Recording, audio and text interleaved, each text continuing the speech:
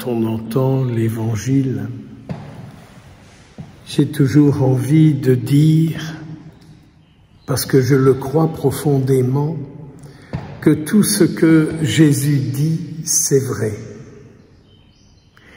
Et donc, si j'entends ce que Jésus me dit aujourd'hui, il me dit de vous dire que le royaume des cieux est tout proche de vous.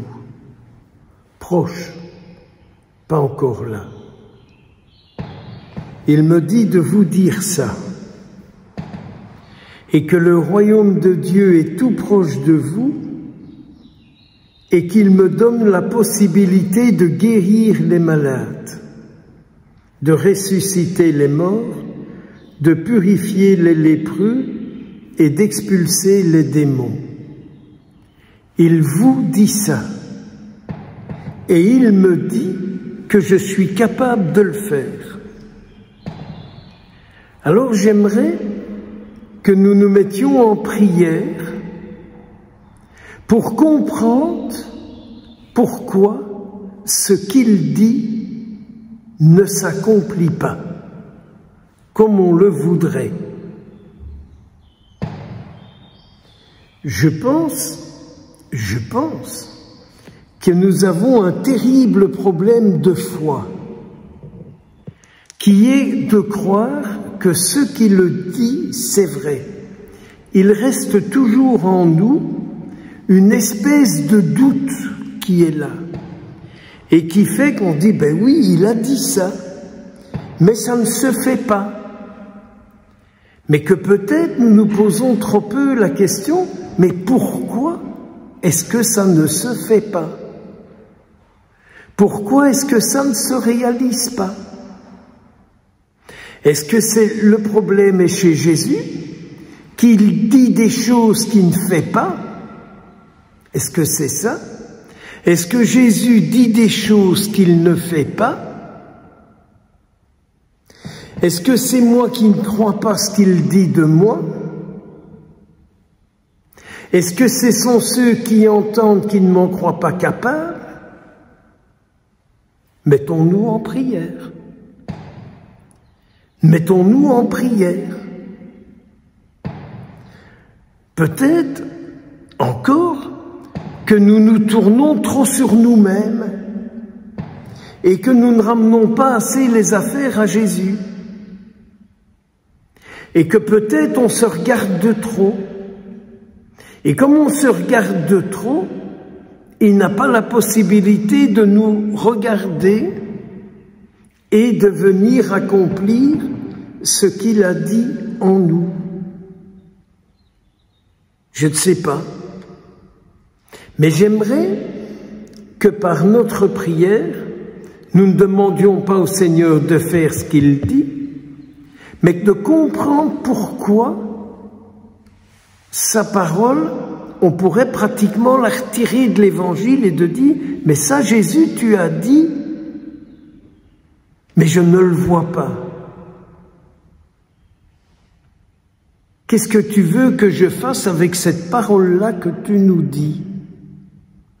Et alors nous trouverons peut-être une vie d'union et de communion avec lui. Peut-être que quand il dit « ne prends pas d'argent, ne prends rien, et tu verras bien où tu seras accueilli. » Tu verras bien où tu seras accueilli. Vous avouerez que là, il y a un gros problème. Vous avouerez que là, il y a un gros problème. Qu'il y a un gros problème. Ou encore, il dit, vous chercherez de trouver s'il y a quelqu'un qui est digne de vous accueillir. C'est terrible cette expression, qui est digne de vous accueillir. Sous-entendu, celui qui vous accueille, c'est moi qui l'accueille. Renseignez-vous pour voir s'il y a quelqu'un qui est digne de m'accueillir chez lui. Alors, je ne sais pas si vous connaissez quelqu'un, ou un couvent, il y en a un pas loin d'ici, Il y en a un autre un peu plus loin d'ici, je cite pas les noms.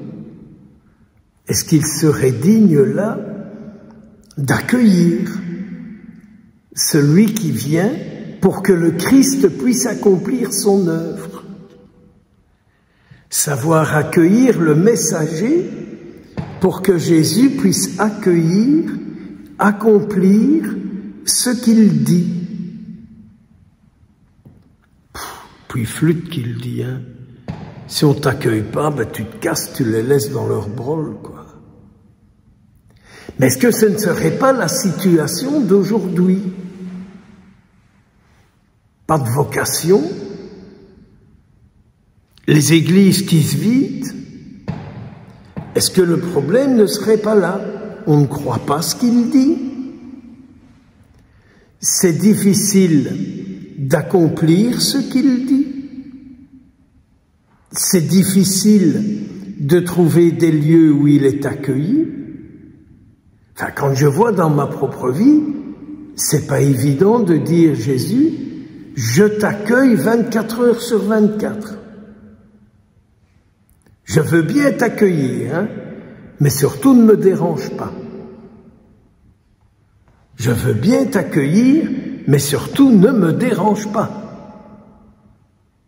Tu peux venir faire chez moi tout ce que tu dis, mais ne me dérange pas. Alors, quid, qu'en est-il? Parce qu'au fond, nous désirons que Jésus puisse accomplir son œuvre. Alors, Seigneur, si tu nous rendais capables de t'accueillir comme tu désires l'être, peux-tu nous rendre capables de t'accueillir comme tu désires être accueilli? Amen.